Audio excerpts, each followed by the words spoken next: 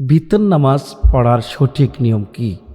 আজকের ভিডিওতে আমরা জানব কিভাবে ভিতরের নামাজ পড়তে হয়। প্রিয় মুসলমান ভাই ও বোনেরা, আমরা যখন ভিতরের নামাজ পড়তে যাই তখন আমরা এই বাংলাদেশে ভিতরের নামাজের বিভিন্ন নিয়ম পরিলক্ষিত হয়। আমরা সর্বপ্রথমে যে আলোচনাটা করব সেটা হলো ভিতরের নামাজ কত রাকাত। আমরা যেহেতু এখন সারা বিশ্ব আমাদের হাতের মুঠো, আমরা বিভিন্ন রাষ্ট্রে গিয়ে থাকি, সেখানে কিন্তু আমরা দেখি যে বিভিন্ন দেশের লোকজন বিভিন্নভাবে ভিতরের নামাজ পড়ে থাকেন। যেমন ধরুন, ভিতরের নামাজ কেউ 1 রাকাত পড়েন, আবার কেউ 3 রাকাত পড়েন, আবার কেউ 5 রাকাত, আবার কেউ 7 রাকাত।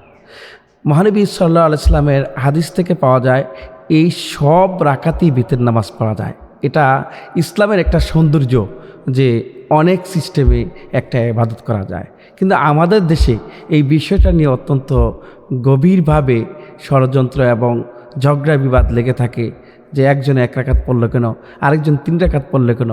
বিষয়টা কিন্তু ঝগড়ার বিষয় নয়, যেহেতু সবগুলো রাকাতের কথাই হাদিসে আছে এবং হাদিস পাওয়া যায়, সেজন্য আমরা 1 রাকাতও পড়তে পারবো, 3 রাকাতও পড়তে পারবো, আবার আমরা ইচ্ছা করলে 5 রাকাতও পড়তে পারবো এবং ইচ্ছা করলে 7 রাকাতও পড়তে পারবো।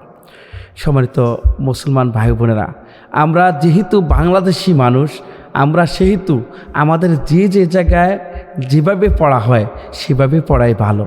কারণ আপনি একটা আমল করবেন, কিন্তু অধিকাংশ মানুষ অর্থাৎ 100 থেকে 99 জন মানুষ যদি আমল করে 3 রাকাতই পড়ে, আমার উচিত হলো সেখানে ফিতনা বা ফাসাদ সৃষ্টি না করে তাহলে আমরা সেখানে 3 রাকাতই পড়ার চেষ্টা করব। এখানে বাংলাদেশের যে অধিকাংশ মানুষ 3 রাকাত পড়ে কেন, অনেকে প্রশ্ন করে থাকে। এই প্রশ্নের জবাব হলো যে এই আমাদের বাংলাদেশ হলো ভারত উপমহাদেশ। এই উপমহাদেশে কিন্তু প্রিয় নবী হজরত মুহাম্মদ রাসূলুল্লাহ সাল্লাল্লাহু আলাইহি ওয়াসাল্লামের এবং বিভিন্ন নবীরা আসে নাই, কিন্তু এখানে এসেছেন আউলিয়ায়ে কেরাম এবং উলামায়ে আহনাফের। আমরা এখানে ফলোয়ার বেশি, অনুসারী বেশি, ফলে আমাদের দেশে 3 রাকাতটাই বেশি প্রাধান্য পেয়ে থাকে। কারণ এই ভারত উপমহাদেশে 3 রাকাতই বেশিরভাগ আমরা ভিতরের নামাজ পড়ে থাকি। তাহলে আমরা যেহেতু অধিকাংশ মানুষ 3 রাকাত পড়ে থাকি, তাই আমরা 3 রাকাত পড়ি। কিন্তু এই 3 রাকাত, 1 রাকাত, 5 রাকাত, 7 রাকাত আমরা যে কোনো একটাই পড়তে পারবো। সম্মানিত দর্শক, এখানে আমরা যে বিষয়টি পরিলক্ষিত হয় যে 3 রাকাত, 1 রাকাত কিভাবে এই নামাজটা আমরা আদায় করব, এটা কিন্তু আমাদের একটা গুরুত্বপূর্ণ বিষয়। সম্মানিত দর্শক, আমরা এই ভিতরের নামাজটা আদায় করার ক্ষেত্রে বিভিন্ন সিস্টেম পাওয়া যায়। এই যে 3 রাকাত পড়ার নিয়ম, এটাও কিন্তু আমরা বিভিন্ন তরিকা দেখতে পাই। এমনকি এই তরিকাগুলো সঠিক রাসূল কারীম সাল্লাল্লাহু আলাইহি ওয়াসাল্লাম করেছেন। সম্মানিত দর্শক, এই যে আমরা যখন সময় বেশি পাই, আপনি অনেকে প্রশ্ন করে থাকেন যে 5 রাকাত 7 রাকাত পড়া যায় কি না। হ্যাঁ, আপনি যদি চান আপনিও পড়তে পারবেন, আবার 1 রাকাতও পড়তে পারবেন, আবার 3 রাকাতও পড়তে পারবেন। কিন্তু যে কথাটা বলতে চাই যে 3 রাকাতের নিয়মের ক্ষেত্রেও কিছু ভিন্নতা রয়েছে। যেমন ধরুন, আমরা মাগরিবের 3 রাকাত নামাজ যেভাবে পড়ে থাকি, এইভাবে আমরা 2 রাকাত পড়ে আমরা বৈঠকে বসে তাশাহুদ পড়ে আবার দাঁড়াই। কিন্তু অনেক সময় দেখা যায় যে বসা নেই, একেবারে সরাসরি আমরা 3 রাকাত পড়ে ফেললাম সেটাও। তবে মাগরিবে আমরা যেভাবে পড়ি এভাবে এই ব্যাপারেও রাসূল করিম সাল্লাল্লাহু আলাইহি ওয়াসাল্লামের সরাসরি হাদিস পাওয়া না গেলেও অধিকাংশ উলামায়ে কেরাম যেহেতু পড়ে থাকেন, আমরা এইভাবেও পড়তে পারি, আবার ওইভাবেও পড়তে পারি। যেহেতু বিভিন্ন তাবিদের কাছে এবং সাহাবীদের মাঝে আমরা এই আমলটি দেখতে পাই যে এই 3 রাকাতে নামাজে 2 রাকাত বসে আবার উঠে দাঁড়িয়ে দোয়া কুনুত পড়ে ভিতরের নামাজ পড়া। সম্মানিত দর্শক, যে কথাটা বলতে চাই যে আমরা কিভাবে ভিতরের নামাজটাকে সঠিকভাবে 3 রাকাত পড়লে আমরা পড়তে পারবো। সর্বপ্রথমে আমরা যে নামাজ পড়ি সর্বপ্রথম আমাদের নামাজের পূর্বেও ভালো করে আমাদের অজু থাকতে হবে, তারপরে আমরা নামাজ শুরু করব। তো আমরা বিতির নামাজ যখন পড়ব তখন আমরা সর্বপ্রথমে বিতির নামাজের নিয়ত করব। সম্মানিত দর্শক, নিয়তটা বাংলাতে করলেই চলবে। বাংলাতে নিয়তটা হলো এই: ক্যাবলামুখী হয়ে 3 রাকাত বিতরের নামাজ আল্লাহর সন্তুষ্টির জন্যে আদায় করছি। এভাবে যদি আমরা নিয়ত করি, নিয়ত করার পর আমরা চাইলে আরবিতেও নিয়ত করতে পারবো। তারপরে নিয়ত করার পর আমরা সানা পড়ব, তারপরে আউযুবিল্লাহ বিসমিল্লাহ পড়ে আমরা একটা সূরা পড়ব। তারপরে ওই সূরার সাথে কোরআনুল কারীমের যে কোনো আয়াতে কারিমা অথবা একটা সূরা আমরা তেলাওয়াত করব। অন্যান্য নামাজে যেভাবে পড়ে থাকি ঠিক সেভাবেই। তারপরে আমরা রুকুতে যাব, রুকুতে গিয়ে বলবো সুবহানা রাব্বিয়াল আযীম, সুবহানা রাব্বিয়াল আযীম, সুবহানা রাব্বিয়াল আযীম। তারপরে আমরা রুকু থেকে উঠবো সামি আল্লাহু লিমান হামিদা, এগুলো এর রব্বানা লাকাল হামদ হামদান কাসিরান তৈয়বান মুবারাকান ফিহি। আমরা যদি সুযোগ থাকে, আমরা যদি পারি, এই দোয়াটাও পড়ব। তাহলে এইভাবে পড়ে আমরা রুকু থেকে সোজা হয়ে দাঁড়াবো। দাঁড়িয়ে আমরা সঠিক নিয়মে আমরা সেজদায় চলে যাব। সেজদায় গিয়ে বলবো সুবহান রাব্বিয়াল আলা, সুবহান রাব্বিয়াল আলা, সুবহান রাব্বিয়াল আলা। এভাবে পড়ে আমরা সেজদা থেকে আল্লাহু আকবার বলে উঠব।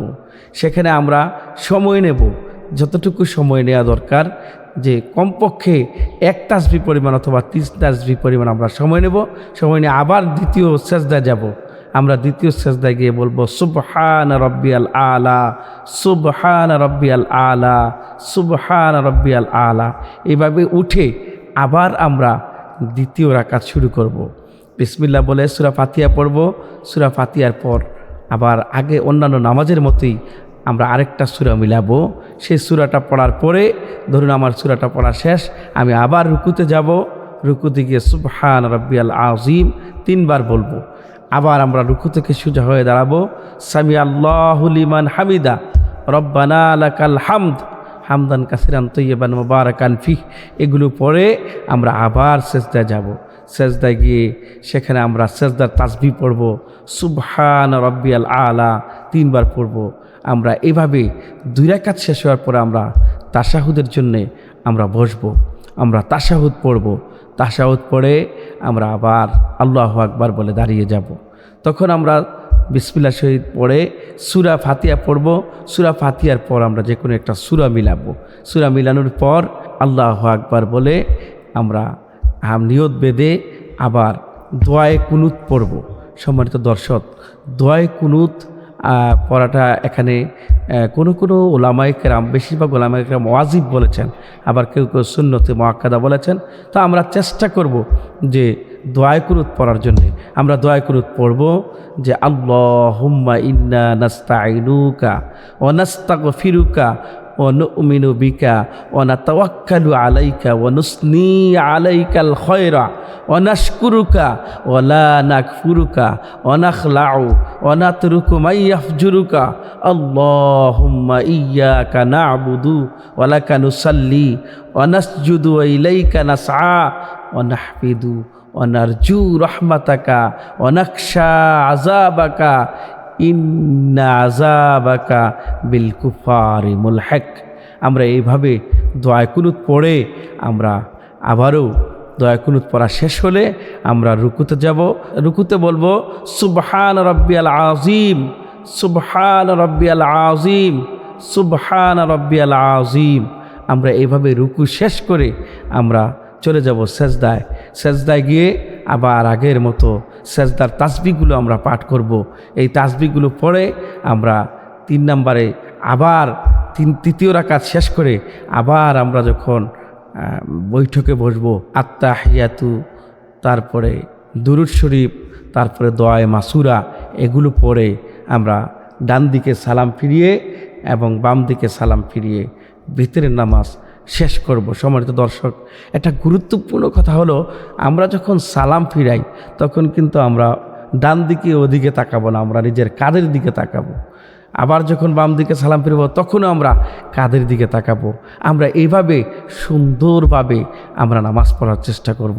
সম্মানিত দর্শক, নামাজের ভিতরে আমরা তাড়াহুড়া করব না, আমরা নামাজের ভিতরে খামখেয়ালি করব না, আমরা চেষ্টা করব কোয়ালিটি সম্পন্ন নামাজ আদায় করার জন্যে।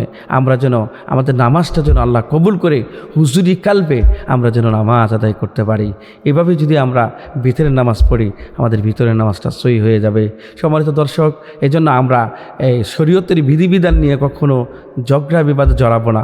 আমরা চেষ্টা করব সঠিক নিয়মে যেটা সবচেয়ে বেশি অ্যাপ্রোপ্রিয়েট সেটা করার জন্য, আর যেটা ফিতনা যেন সৃষ্টি না হয়। যেহেতু দীর্ঘ সময় ধরে এভাবে চলে আসছে, আমরা চেষ্টা করব এইভাবে আমরা সুন্দর করে নামাজ পড়ার জন্যে। আর বর্তমানে অনেক মানুষ অনেক বেশি জানে, কারণ বিভিন্ন দেশে যে গিয়ে থাকেন আপনার বিভিন্ন দেশে বিভিন্ন নিয়মে ভিতরের নামাজ পড়ে থাকেন, কোনোটাই সমস্যা নয়। আমরা শুনেছি এবং আমরা দেখেছি যে সৌদি আরবও অনেক নিয়মে তারা ভিতর নামাজ পড়ে থাকে, এজন্য অনেক সিস্টেমে পড়ে থাকে। যেগুলো আমি বললাম সবগুলোই পড়া যায়।